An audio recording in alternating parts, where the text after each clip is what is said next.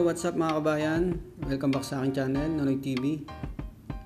Bali, ang susunod kong i-share na video ay kung paano i-update ang phone number natin sa Google at paano mag-add ng recovery email. Yan, importante po yung phone number natin at recovery email na active para once po na makalimutan po natin yung password natin or ma-hack yung account natin, yung Gmail account natin, mare-recover po natin.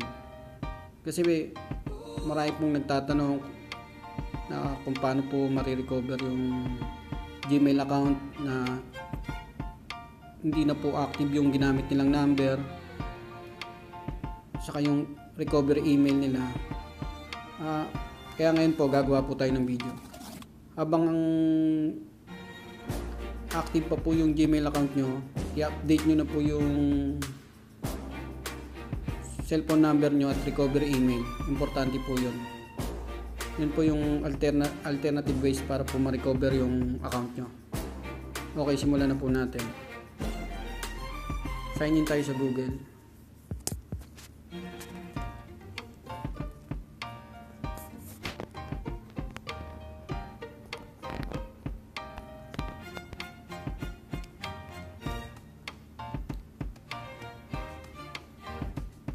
Pag nag-sign in na po kayo dyan,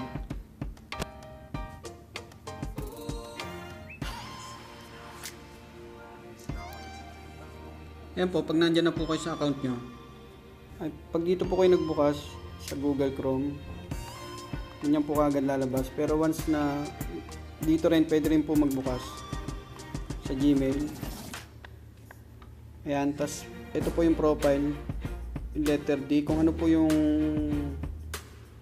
account nyo dyan, press nyo po yan, tapos manage your Google account.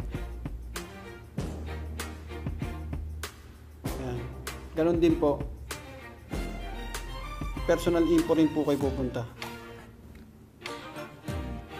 Punta po kayo dito sa personal info.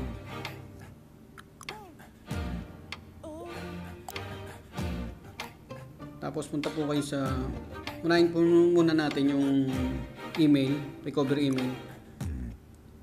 I-press nyo po yan. Tapos dito po, ayan po yung nakakulay blue, naka-highlight, add recovery email. Tapos i-verify muna po yung account nyo.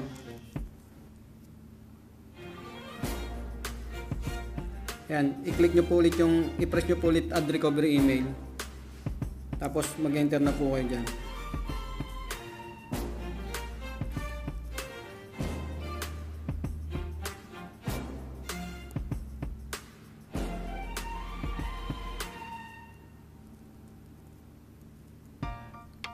Yan po example, sample. Tapos click nyo lang po yung done. Ayan na po yung recovery email nyo. Dapat po yung ginamit nyo pong recovery email is active rin po yan. Para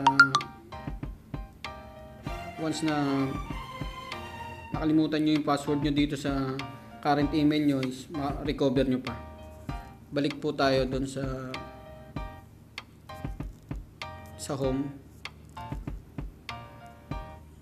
Ayan, sa personal info po pa rin po. Punta naman po tayo sa phone, pag-update ng number. Press nyo po yan.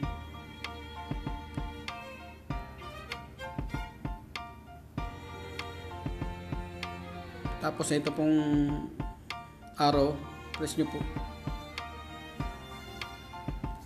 Ayan, pag nandyan na po kayo, pag ito pong current number nyo na to hindi na po active, gagawin nyo po, i-delete nyo po yan. Ito po. Tapos magano siya ng, bubukas siya ng isang window, magpo-prompt po siya. I-remove number. Tapos ayan, pwede na po kayo magdagdag ng number. Click nyo yung add now.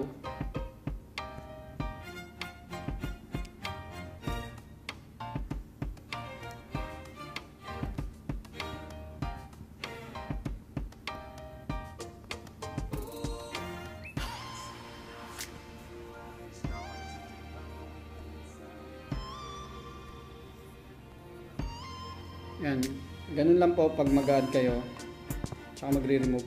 Ito, tapos click nyo lang yung next. Tapos, press nyo po yung get code para po sa verification.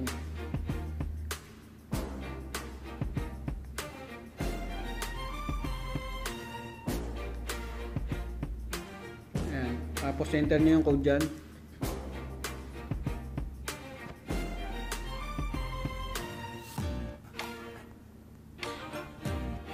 Tapos verify.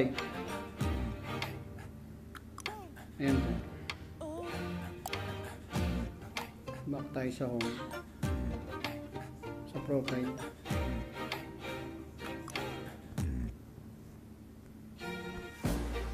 Ayan, ganun lang po pag once na magdadagdag kayo ng recovery email saka cellphone number, mag-update. Maraming salamat.